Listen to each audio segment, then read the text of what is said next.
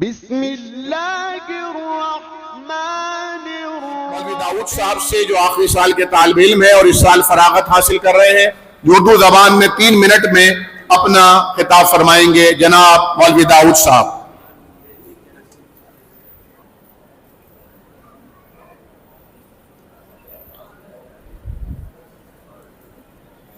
السلام علیکم ورحمۃ اللہ وبرکاتہ۔ الحمد للہ غافر الذنب وقابل التوب شدید العقاب ذی الطول لا الہ الا هو الیہ المصیر۔ اللهم صل على محمد النبي الأمي وأزواجه أمهات المؤمنين وذريته وأهل بيته كما صليت على إبراهيم وذريته وأهل بيته كما صليت على إبراهيم إنك حميد مجيد۔ فأعوذ بالله السميع العليم من الشيطان الرجيم، بسم الله الرحمن الرحيم۔ فتلقى آدم من ربه كلمات فتاب عليه إنه هو التواب الرحيم۔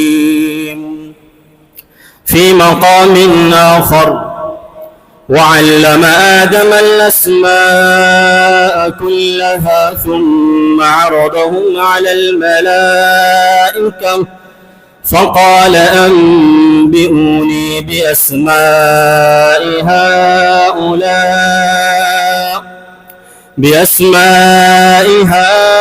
هؤلاء إن كنتم صادقين۔ مختصراً حمد و ثنا و تعریف و صلاح کے بعد، حمد و صلاح کے بعد، معزز طلبہ کرام اور معزز اساتذہ کرام، علماء کرام، آج مجھے طالب علم کو جس موضوع پر اختصار کے ساتھ گفتگو کرنے کی پیشکش کی گئی ہے، وہ عنوان مدارس کی اہمیت کے عنوان سے معنون ہے۔ اللہ تعالیٰ سے دعا ہے کہ اللہ تعالیٰ مجھے حق سچ بیان کرنے اور ہم سب کو اس پر عمل کرنے کی توفیق عطا فرمائے۔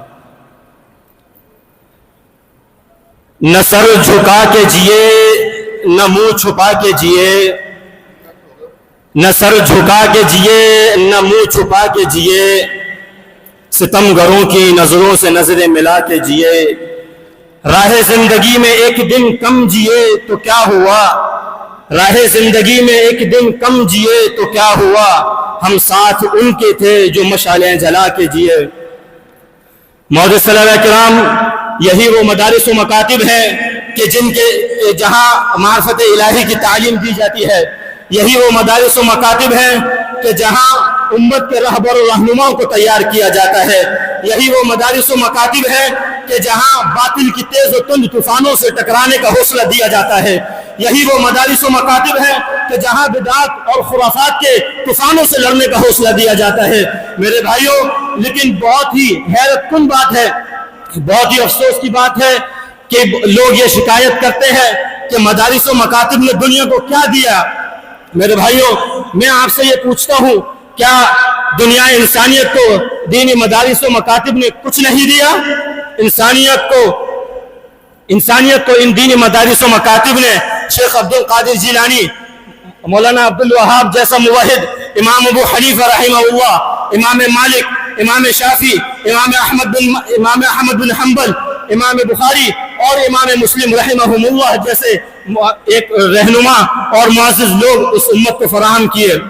میرے بھائیوں، یہ بات اظہر من الشمس ہے، یہ بات سورج سے بھی زیادہ ظاہر ہے کہ ان مراکز کے بطن سے، ان مراکز علم کے بطن سے سینکڑوں ایسی ہستیاں پیدا ہوئی کہ سینکڑوں ایسی ہستیاں جنم لے رہی ہیں کہ جن کی برکت سے خدا اپنے قہر و غضب کو روک لیتا ہے۔ میرے بھائیوں، یہ وہ علماء ہیں کہ جن کا قلب و جگر اسلام کی عظمت سے معمور تھا، ان کی ساری زندگی، ساری عمر امت کی اصلاح میں مشغول تھی۔